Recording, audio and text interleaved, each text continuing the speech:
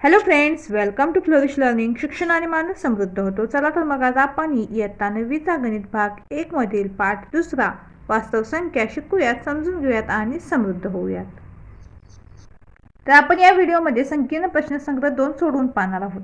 याआधील व्हिडिओमध्ये संकीर्ण प्रश्नसंग्रह 2 मध्ये प्रश्न 1 ते 4 आपले पूर्ण झालेले आहेत.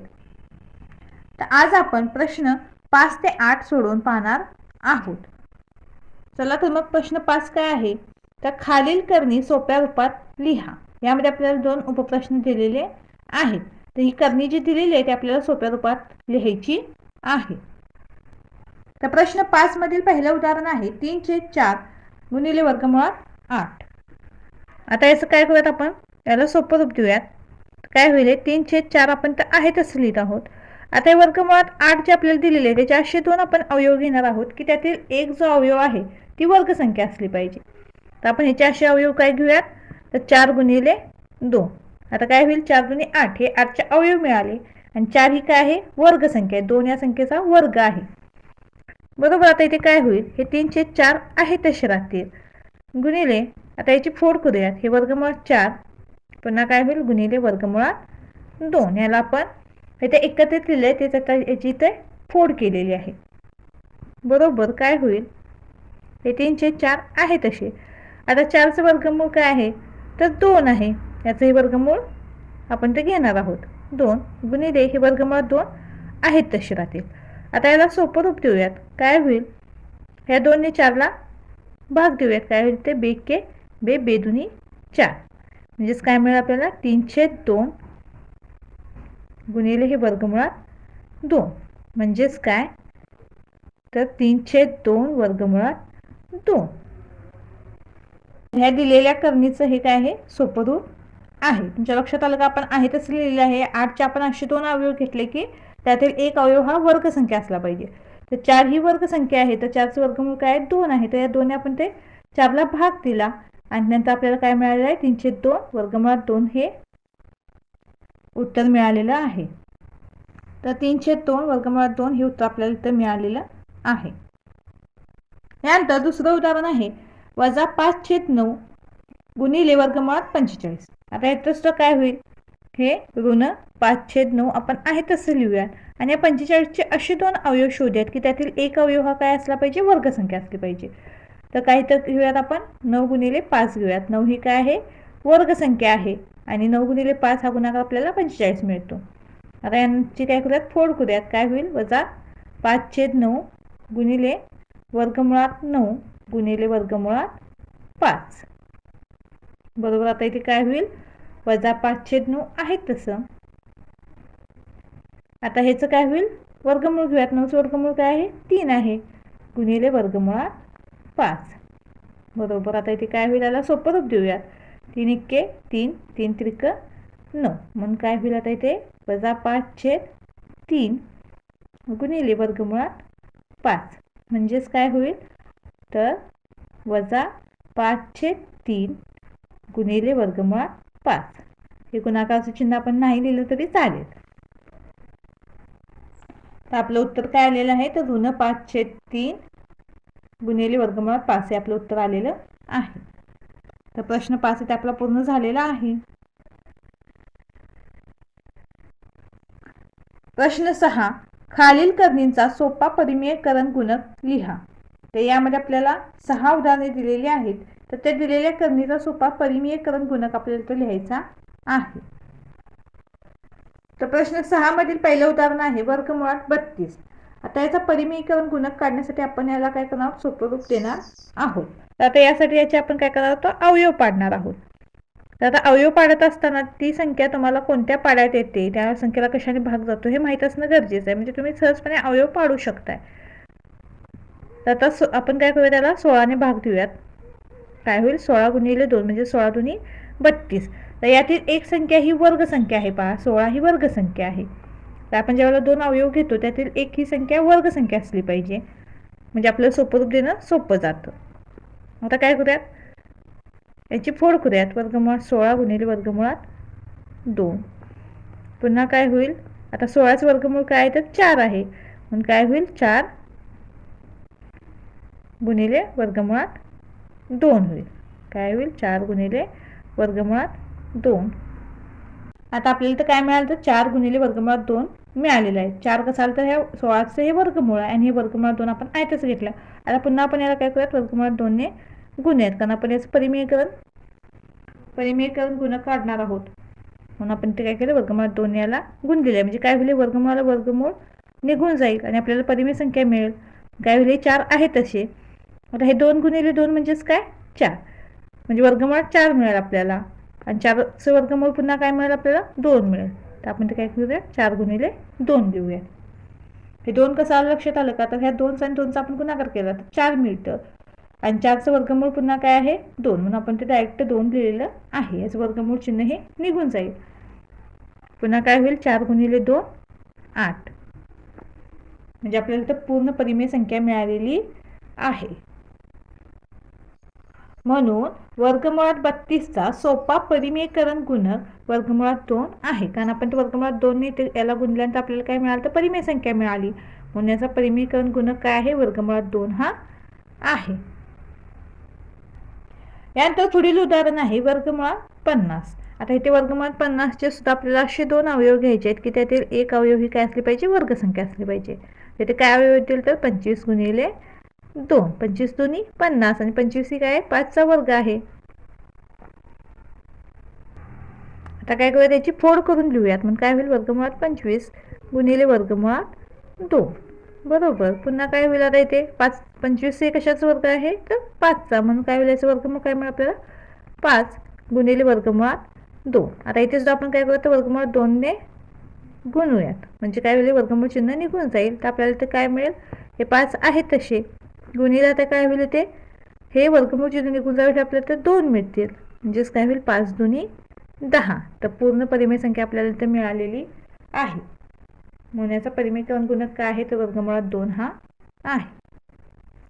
म्हणून वर्गमुळात 50चा सोपा परिमेयकरण गुणक वर्गमुळात 2 आहे. तर आपण ते वर्गमुळात 2 ने गुणल्यानंतर आपल्याला ती परिमेय संख्या मिळाली. इथे सुद्धा आपण वर्गमुळात 2 ने गुणल्यानंतर आपल्याला ते परिमेय संख्या मिळाली, म्हणून त्याचा परिमेयकरण गुणक काय आहे वर्गमुळात 2 आहे. पुढील उदाहरण आहे वर्गमुळात 27. आता याचे सुद्धा आपण काय करणार असे 2 अवयव घेणार आहोत की त्यातील एक संख्या ही वर्गसंख्या असली पाहिजे. म्हणजे आता काय अवयव घेऊयात इथे तर 9 गुणिले 3. याची फोड करूयात. वर्गमुळात 9 गुणिले वर्गमुळात 3 होईल. 9 हा कशाचा वर्ग आहे तर 3चा, म्हणजे याचं वर्गमूळ घेऊयात 3 गुणिले वर्गमुळात 3. आता हे 3चं वर्गमूळ घालवण्यासाठी ते कशाने गुणावं लागेल तर 3 नेच गुणावं लागेल. म्हणून काय होईल पुन्हा आपण ते काय करूयात वर्गमुळात 3 ने गुणूयात. बरोबर काय होईल हे 3 आहे तसे गुणिले आता इथे वर्गमूळ चिन्ह निघून जाऊन काय मिळेल आपल्याला 3 मिळेल, किंवा हा इथे तुम्ही गुणाकार केला ते चालेल. 3 त्रिक 9, 9चं वर्गमूळ पुन्हा आपल्याला तर 3 मिळेल. म्हणून काय होईल 3 त्रिक 9. म्हणून वर्गमुळात 27चा सोपा परिमेयकरण गुणक वर्गमुळात 3 आहे. आपण तर वर्गमुळात 3 ने गुणल्यानंतर आपल्याला तर परिमेय संख्या मिळालेली आहे, म्हणून याचा परिमेयकरण गुणक काय आहे वर्गमुळात 3 आहे. यानंतर पुढील उदाहरण आहे 3/5 गुणिले वर्गमुळात 10. तर इथे पहा यात आपण या 10चे अशा अवयव नाही घेऊ शकत, किंवा 3/5चे सुद्धा अशा अवयव नाही घेऊ शकत की त्यातील एक संख्या ही एक अवयव हा वर्गसंख्या असेल. तर आपण ते काय करूयात हे 3/5 आहे तसे लिहूयात.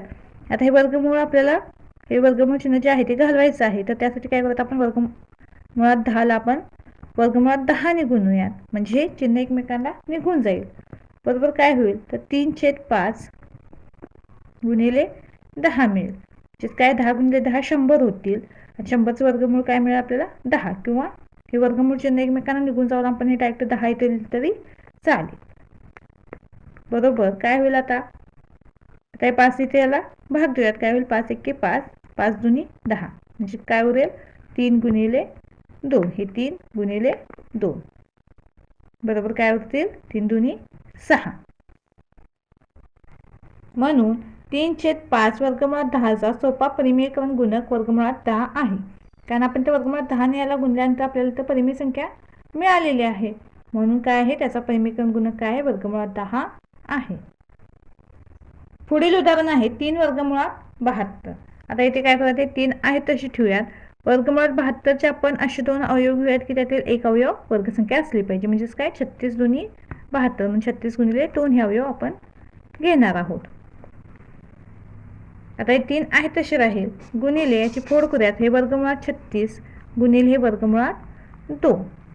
पुन्हा काय होईल, आता हे 3 आहे तसे राहतील, गुणिले आता 36चं वर्गमूळ काय आहे तर 6 गुणिले हे वर्गमुळात 2. आता यांचा गुणाकार करूया, 6 गुणिले 3 काय होईल 18 गुणिले हे वर्गमुळात 2 आहे तसे. आता याचं वर्गमूळ आपल्याला घालवायचं आहे, म्हणून काय करूयात, पुन्हा वर्गमुळात 2 याला गुणूयात, म्हणून काय होईल 18 गुणिले काय होईल ते 2 होईल. हे वर्गमूळ चिन्हाला वर्गमूळ चिन्ह निघून जाईल आणि ते आपल्याला 2 मिळतील, म्हणून काय होईल 18 दुनी 36, म्हणजे तर परिमेय संख्या आपल्याला मिळालेली आहे. म्हणून 3 वर्गमुळात 72चा सोपा परिमेयकरण गुणक वर्गमुळात 2 आहे. पुढील उदाहरण आहे 4 वर्गमुळात 11. त्याचा आता परिमेयकरण गुणक कसा मिळणार आपण, तर 4 वर्गमुळात 11ला आपण ते काय करूया, वर्गमुळात 11नेच गुणूयात, म्हणजे काय होईल 11चं वर्गमूळ चिन्ह निघून जाईल, काय होईल 4 गुणिले 11 बरोबर 11 चोक 44. म्हणून 4 वर्गमुळात 11चा सोपा परिमेयकरण गुणक वर्गमुळात 11 आहे. तेथे आपला 6वा प्रश्न सुद्धा पूर्ण झालेला आहे. यानंतर 7वा प्रश्न आहे सोपे रूप द्या. यामध्ये सुद्धा आपल्याला 5 उपप्रश्न दिलेले आहेत. तर दिलेल्या उदाहरणाला आपल्याला सोपं रूप द्यायचं आहे. तर प्रश्न 7 मधील पहिलं उदाहरण आहे 4/7 वर्गमुळात 147 अधिक 3/8 गुणिले वर्गमुळात 192 वजा 1/5 गुणिले 75 वर्गमुळात 75. आता याला सुद्धा काय करूया, आपण सोपं रूप देण्यासाठी याचे अवयव पाडणार आहोत. तर आपण त्याचे 4/7 आहे तशी घेऊया. आता इथे 147चे 2 अवयव असे घेणार आहोत की त्यातील एक अवयव ही वर्गसंख्या असली पाहिजे. तर आपण याचे काय अवयव घेऊया तिथे, तर 49 गुणिले 3 अधिक 3/8. आता इथे 192चे सुद्धा आपण असेच 2 अवयव घेणार आहोत की एक संख्या ही वर्गसंख्या असली पाहिजे, म्हणून 64 गुणिले 3 वजा 1/5 वर्गमुळात काय होईल, आता इथे 25 गुणिले 3 बरोबर. आता हे अवयव तुम्हाला बाजूला तुम्ही ते पाडून पाहू शकताय, त्यातील जे एक म्हणजे अशी जोडी आहे तुम्ही शोधून ते द्यायचे की त्यातील एक अवयव ही वर्गसंख्या असली पाहिजे. म्हणजे अशा मोठ्या संख्या असतील त्यावेळेस तुम्ही बाजूला त्याचे अवयव पाडून त्यानंतर ती जोडी तुम्ही तिथून घ्यायची आहे. आणि सोप्या छोट्या संख्या असतील तर तुम्ही ते तोंडी सुद्धा इथे करू शकताय. आता इथे काय होईल, तर 4/7 आपण आहे तसं लिहूयात. आता 49चं वर्गमूळ काय आहे तर 7 आहे, म्हणून आपण ते काय करूयात गुणिले 7 करूयात आणि गुणिले हे वर्गमुळात 3 आहे तसे राहतील अधिक आता हे 3/8 आहे तसे लिहूयात गुणिले आणि 64चं वर्गमूळ काय आहे तर 8 आहे गुणिले हे वर्गमुळात 3 आहे तशी लिहूयात वजा 1/5 गुणिले 25चं वर्गमूळ काय आहे तर 5 आहे गुणिले हे वर्गमुळात 3 आहे तसे आपण लिहूया. तर इथे तुम्ही एक स्टेप वाढवून सुद्धा लिहू शकता, याची फोड करून हे वर्गमुळात 49 गुणिले वर्गमुळात 3 असं सुद्धा लिहू शकता, वर्गमुळात 64 गुणिले वर्गमुळात 3 अशी सुद्धा इथे एक स्टेप वाढवू शकताय, पण त्याची काही गरज नाही आहे. तुम्ही ते डायरेक्ट त्याचे वर्गमूळ घेऊ शकताय. आता 49चं वर्गमूळ माहिती आहे तुम्हाला, तर 7 आहे, 64चं 8 आहे आणि 25चं 5 आहे. पण ही डायरेक्ट याची वर्गमूळ घेतलेली आहेत आणि जी शिल्लक जो अंक राहिलेला आहे वर्गमुळात 3 इथे समान आहे पहा तिने, म्हणजे तो आपण तो वर्गमुळात आहे तसा लिहिलेला आहे. आता याला सोपं रूप देऊयात, तर काय होईल, आता हे 7ला 7 निघून जातील पहा, मग इथे काय होईल, हे 4 वर्गमुळात 3 शिल्लक राहील. तर इथे गुणाकाराचं चिन्ह आपण लिहिलं नाही लिहिलं तर चालेल, ते तिथे गुणाकाराचं चिन्ह हे असतंच अधिक आता इथे सुद्धा काय होईल, 8ला 8 निघून जातील, म्हणजेच इथे काय होईल 3 वर्गमुळात 3 शिल्लक राहील. इथे पाहिजे 7ला 7 गेलेला आहे, 4 वर्गमुळात 3 आपण ते लिहिलेलं आहे. इथे 8ला 8 गेलेला आहे, 3 वर्गमुळात 3 आपण ते लिहिलेलं आहे. आता वजा हे 5ला 5 निघून जातील आणि इथं फक्त वर्गमुळात 3 शिल्लक राहील. एक लिहिलं नाही लिहिलं तरी चालेल, याचा सहगुणक काही नाही, म्हणजे त्याचा सहगुणक 1 असतोच. आता काय करूयात आपण, तर ही जी चलपदे आहेत त्याचे जे सहगुणक आहेत त्याचे आपण ते काय करूयात, जी काही बेरीज वजाबाकी आहे ती करूयात. तर त्याला आपण ते कंसामध्ये लिहूयात. म्हणून काय होईल, तर 4 हे अधिक 3 आता त्याचा सहगुणक काय तर 1 आहे, म्हणून काय होईल वजा 1 गुणिले कंसात काय ते कंस पूर्ण होईल गुणिले वर्गमुळात 3. तर आपण ते काय केलं, याचे जे सहगुणक आहे ते आपण ते एकत्रित लिहिलेले आहेत कंसामध्ये आणि हा वर्गमुळात 3 आपण एकत्रितपणे कॉमनमध्ये इथे घेतलेला आहे बरोबर. आता इथे काय होईल, 4 आणि 3 7, 7 वजा 1 6. मग काय होईल 6 वर्गमुळात 3 हे याचं उत्तर आहे. तर पहिला प्रश्न आपला इथे पूर्ण झालेला आहे, काही अवघड नाही आहे. फक्त याचे आपण काय केले, मूळ अवयव पाडलेले आहे. त्यातील एक अवयव आपण वर्गसंख्या घेतलेला आहे आणि काय केलं, त्याचं वर्गमूळ घेतलेलं आहे, त्यानंतर त्याला सोपं रूप केलेलं आहे. मिळालेल्या सहगुणकांची जी बेरीज वजाबाकी जी काय आहे ते आपण ते केलेली आहे आणि आपलं सोपं रूप इथं मिळालेलं आहे. यानंतर पुढील उदाहरण आहे 5 वर्गमुळात 3 अधिक 2 वर्गमुळात 27 अधिक 1 वर्गमुळात 3. तर आपण ते काय करूयात, हे 5 वर्गमुळात 3 आहे तसे लिहूयात, अधिक हे 2 आहे तसे राहतील, तर 27चे अवयव लिहूया तिथे. तर काय मिळते आपल्याला, तर 9 गुणिले 3 अधिक 1 वर्गमुळात 3 आहे, याला आपण काय करूयात, अंशाला आणि छेदाला वर्गमुळात 3 ने गुणून घेऊयात. बरोबर. आता इथे काय होईल, ते 5 वर्गमुळात 3 आहे तसे राहतील, अधिक 2. आता हे 9 वर्गमूळ डायरेक्ट इथे घेऊयात आपण. 9 वर्गमूळ काय, तर 3, म्हणून 2 गुणिले 3 गुणिले हे वर्गमुळात 3 अधिक काय होईल, आता हे यांचा गुणाकार होईल, अंशाचा अंशस्थानी छेदाचा छेदस्थानी, म्हणून काय होईल, वर्गमुळात 3 छेद इथे काय होईल, 3 त्रिक 9 होतील, पुन्हा 9चं वर्गमूळ 3 मिळेल, किंवा हे एकमेकाला वर्गमूळ चिन्ह निघून जाईल आणि ते फक्त 3 आपल्याला मिळेल. बरोबर. आता इथे काय होईल पहा, तर तिन्ही ठिकाणी आपल्याला वर्गमुळात 3 समान मिळालेलं आहे. म्हणून आता काय करूयात, आपण या सहगुणकांची बेरीज करूयात. म्हणून कंसामध्ये सहगुणक लिहून घेऊयात. इथे 5 अधिक आता हे काय होईल, त्यांचा गुणाकार होईल, 2 गुणिले 3 6 अधिक आता याचा सहगुणक काय होईल, तर 1/3 होईल, कंस पूर्ण, आणि वर्गमुळात 3 जे कॉमन आहे ते आपण याला काय करूया, सामायिक जे आहे त्याला गुणिले करूयात कंसाला. तिन्हीमध्ये वर्गमुळात 3 हे सामायिक आहे, म्हणून आपण काय केलं, तर सामायिकमध्ये या कंसाला पूर्णपणे त्याला गुणणार आहोत. बरोबर. आता इथे काय होईल, त्यांची बेरीज करूयात. तर 5 आणि 6 काय होतील, तर 11. तर 11 अधिक 1/3 कंस पूर्ण गुणिले वर्गमुळात 3. आता इथे छेद समान आहे का, तर नाही, म्हणून काय होईल, यांचा तिरकस गुणाकार होईल. काय करूया, त्यांचा आपण आता तिरकस गुणाकार करूयात. 11 33 अधिक 1 छेद हे 3 आहे तसं, कंस पूर्ण गुणिले वर्गमुळात 3. बरोबर. काय होईल, आता हे 33 ने 34/3 गुणिले वर्गमुळात 3 याचं उत्तर आहे. तर दुसऱ्या उदाहरणाचं सोपं रूप आपल्याला काय मिळालं, तर 34/3 गुणिले वर्गमुळात 3 याचं सोपं रूप मिळालेलं आहे. यानंतर पुढील उदाहरण आहे वर्गमुळात 16 वजा 5 गुणिले वर्गमुळात 6 अधिक वर्गमुळात 294 वजा 3 वर्गमुळात 6. तर काय होईल, आता हे वर्गमुळात 216 आहे, तर त्याचे अवयव घेऊयात आपण. तर काय मिळतं आपल्याला, 36 गुणिले 6 वजा 5 वर्गमुळात 6 पण आहे तसं घेणार आहोत, अधिक आता वर्गमुळात 294 आहे, त्याचे सुद्धा अवयव घेऊयात तिथे आपण. तर ते काय होतील, 49 गुणिले 6 वजा 3 वर्गमुळात 6 गुणिले आता इथे काय करूयात, वर्गमुळात 6 ने अंशाला आणि छेदाला आपण ते गुणून घेऊयात. वर्गमुळात 6 वर्गमुळात 6. बरोबर. आता इथे काय होईल, तर 36चं वर्गमूळ काय आहे, तर 6, म्हणून काय होईल, ते 6 वर्गमुळात 6 राहील. या 36चं वर्गमूळ आपण ते लिहिलेलं आहे आणि वर्गमुळात 6 इथे आहे तसं आपण लिहून घेतलेलं आहे, वजा 5 वर्गमुळात 6 अधिक इथे 49चं वर्गमूळ काय आहे, तर 7, म्हणून काय होईल, 7 हे 6 वर्गमुळात आपण आहे तसं लिहूयात, वजा आता इथे काय होईल, 3 वर्गमुळात 6 लिहूयात. 3 गुणिले वर्गमुळात 6 म्हणजेच 3 वर्गमुळात 6 छेद आता काय होईल, वर्गमुळात 6 वर्गमुळात 6 असल्यामुळे वर्गमूळ चिन्ह निघून जाईल आणि फक्त 6 उरले.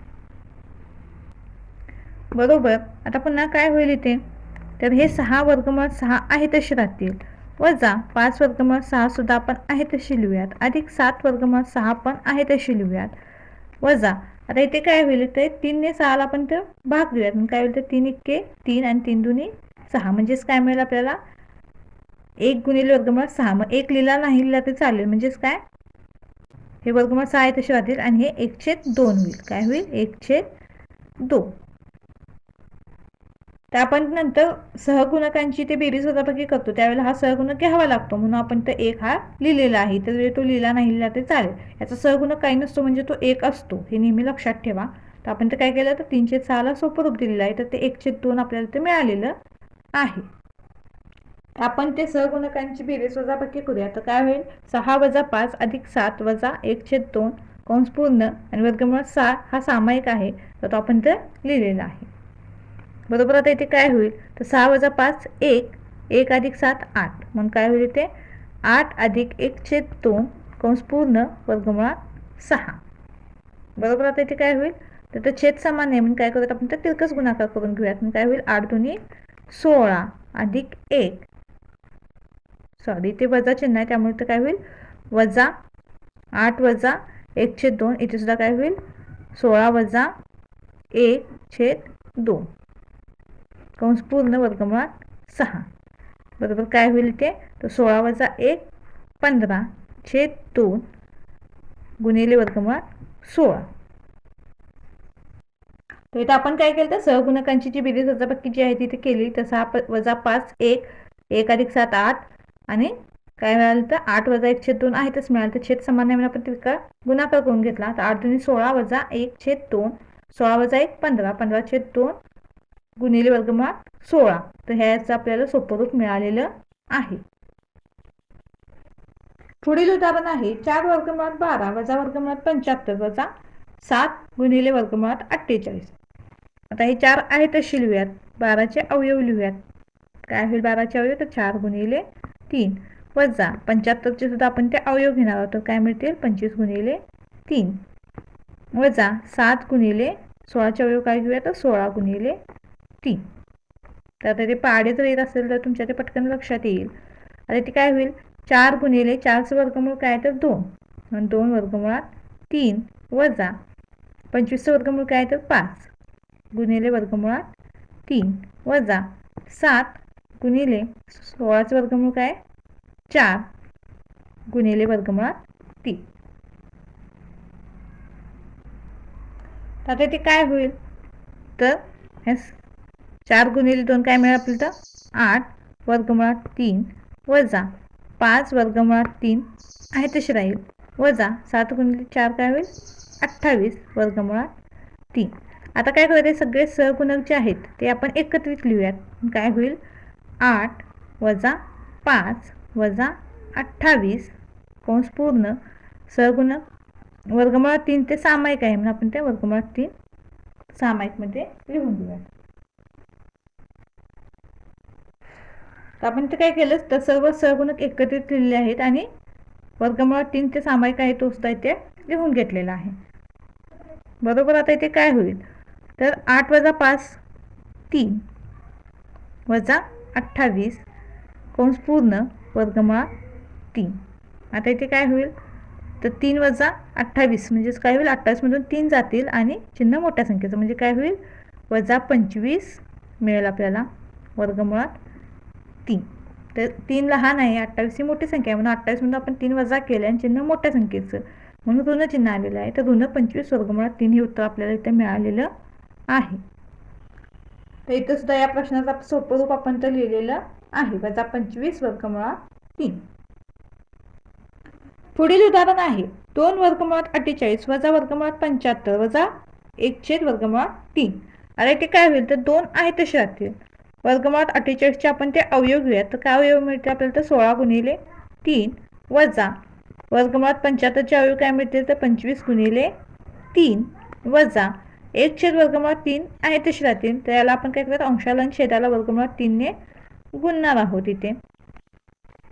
बरोबर. काय होईल आता 2 16चं वर्गमूळ 4 गुणिले वर्गमूळ 3 वजा 25चं काय वर्गमूळ आहे, तर 5 गुणिले वर्गमूळ 3 वजा आता इथे काय होईल वर्गमूळ 3 छेद 3 मिळेल. हे वर्गमूळ चिन्ह एकमेकांना निघून जातील आणि छेदामध्ये 3 राहतील. बरोबर. आता इथे काय होईल, तर आपण त्या सहगुणकांची ते जी काही बेरीज वजाबाकी ती करून घेऊयात.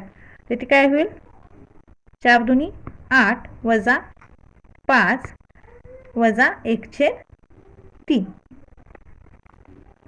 कंस पूर्ण वर्गमूळ 3.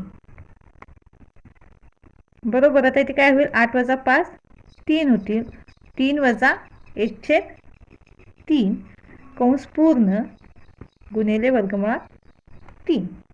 आता इथे काय करूया, तर तिरका गुणाकार करून घेऊयात आपण. काय होईल 3 × 3 = 9 वजा 1/3 3 कंस पूर्ण गुणिले वर्गमुळात 3. आता इथे काय होईल तर 9 वजा 1 8/3 गुणिले वर्गमुळात 3. तर याचं सोपं रूप आपल्याला ते मिळालेलं आहे. तर इथं 7वा प्रश्न सुद्धा आपला पूर्ण झालेला आहे. यानंतर 8वा प्रश्न आहे छेदाचे परिमीकरण करा. तर इथे आपल्याला 5 उदाहरणे दिलेली आहे. तर छेदाचं परिमीकरण आपल्याला करायचं आहे.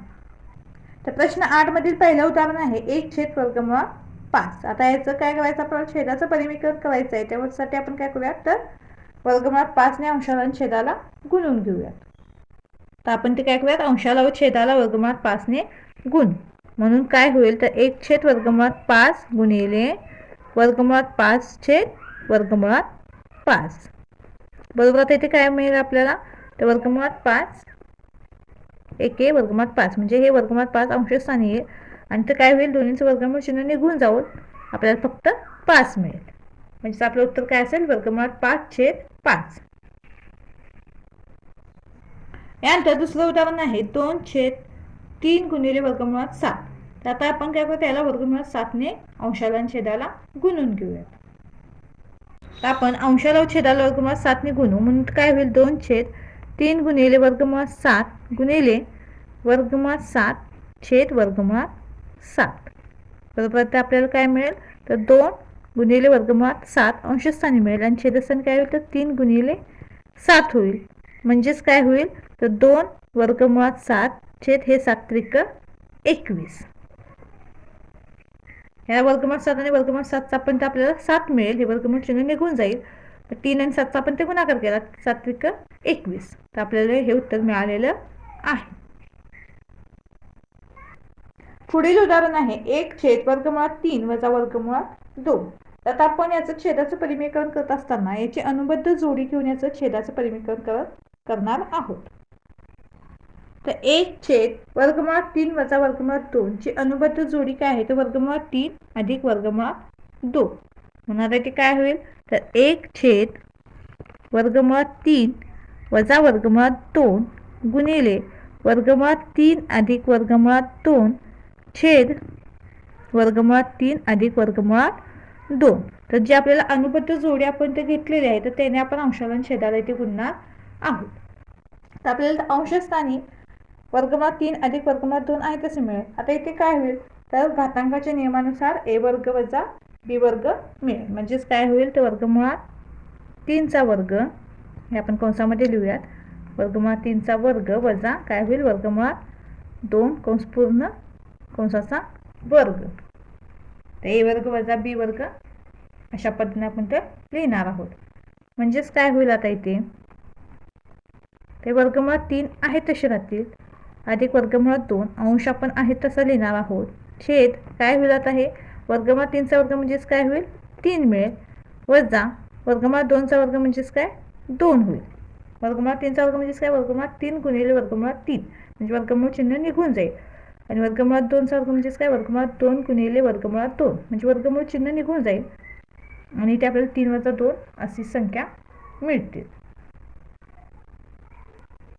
बरोबर. आता इथे काय होईल पहा तर हे वर्गमुळात 3 अधिक वर्गमुळात 2 अंशस्थानी आहे तशी लिहूयात आपण आणि छेदात काय होईल 3 वजा 2 1 मिळेल. मग 1 हा आपण छेदस्थानी असेल तर तो लिहिला नाही लिहिला तरी चालेल. म्हणजे आपलं उत्तर काय आहे तर वर्गमुळात 3 अधिक वर्गमुळात 2 हे आपलं उत्तर आहे.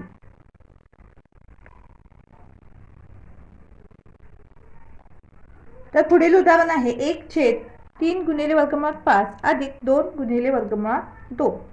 तर आता इथं सुद्धा आपण काय करायची अनुबद्ध जोडी घेऊयात आणि त्या अनुबद्ध जोडीने आपण छेदाला आणि अंशाला गुणणार आहोत. तर इथे काय होईल 1/3 गुणिले वर्गमुळात 5 अधिक 2 गुणिले वर्गमुळात 2 ची अनुबद्ध जोडी आपल्याला 3 वर्गमुळात 5 वजा 2 वर्गमुळात 2 मिळेल.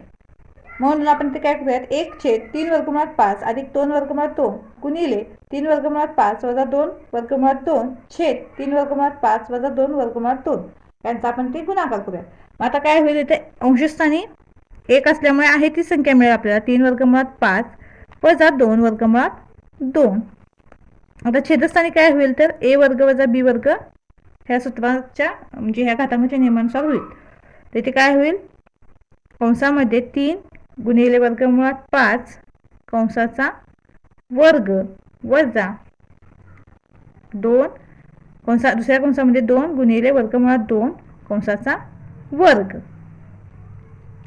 आता इथे काय होईल पहा, याच्या समोरच लिहिते मी. तर काय होईल तर 3 वर्गमुळात 5 आहे तसे राहतील वजा 2 वर्गमुळात 2 हे अंशस्थानी आहे तसे राहतील छेद. आता इथे 3चा वर्ग होईल. 3चा वर्ग काय होईल तर 9 गुणिले हे 5 होतील. हे 5चं वर्गमूळ चिन्ह निघून जाईल आणि फक्त 5 राहतील वजा 2चा वर्ग होईल. 2चा वर्ग काय 4 गुणिले हे 2चं वर्गमूळ चिन्ह निघून जाऊन फक्त 2 राहतील. आता इथे काय होईल तर 3 वर्गमुळात 5 वजा 2 वर्गमुळात 2 आहे तसे राहतील. आता यांचा गुणाकार होईल 9 5 45 आणि 4 दुनी 8. ते लिहून घेऊयात 45 वजा 8. 9 5 45 वजा 4 दुनी 8 बरोबर. पुन्हा काय होईल तर 3 वर्गमुळात 5 आहे तसे वजा 2 वर्गमुळात 2 आहे तसे छेद 45 वजा 8 काय येईल, ही वजाबाकी करूया. ती वजाबाकी किती मिळते तर 37 मिळते. तर आपलं हे उदाहरण इथं पूर्ण झालेलं आहे. तर आपलं उत्तर काय आलं तर 3 वर्गमुळात 5 वजा 2 वर्गमुळात 2 छेद 37.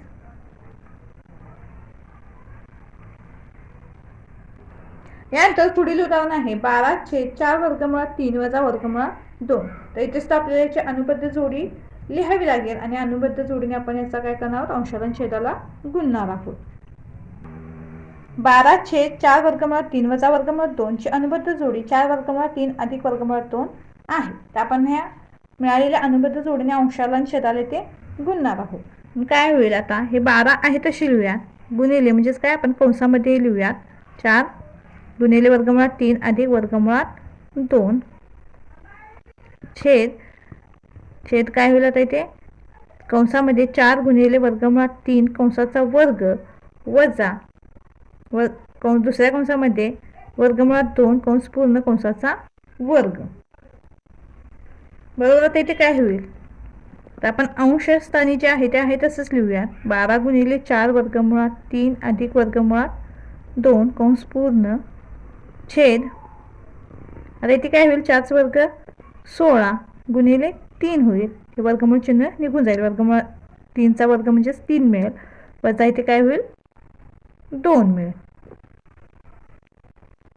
बरोबर. काय होईल आता इथे तर हे 12 कंसामध्ये 4 वर्गमुळात 3 अधिक वर्गमुळात 2 आहे तसं लिहूयात छेदस्थान काय होईल 16 त्रिक 48 वजा 2 बरोबर. काय होईल आता हे 12 कंसामध्ये 4 वर्गमुळात 3 अधिक वर्गमुळात 2 आहे तसं लिहूयात छेद काय मिळेल आता 48 वजा 2 46. याला हवं तर आपण सोपं रूप देऊ शकतोय. त्याला 2चा भाग बसतो पहा. बेसक्क 12 आणि 23 दुनी 46 म्हणून इथं काय होईल तर 6 गुणिले कंसामध्ये 4 वर्गमुळात 3 अधिक वर्गमुळात 2 कंस पूर्ण छेद काय होईल 23. का तर आपण दोन्हीना अंशाला आणि छेदाला ते काय करतात 2ने भाग दिलेला आहे. तर उत्तर काय आलं आपलं तर 6 गुणिले कंसामध्ये 4 वर्गमुळात 3 अधिक वर्गमुळात 2 कंस पूर्ण छेद 23. तर इथे आपला संकीर्ण प्रश्नसंग्रह 2 पूर्ण झालेला आहे. व्हिडिओ आवडल्यास चॅनलला लाईक शेअर सबस्क्राईब नक्की करा आणि हो कमेंट सुद्धा नक्की करा. धन्यवाद.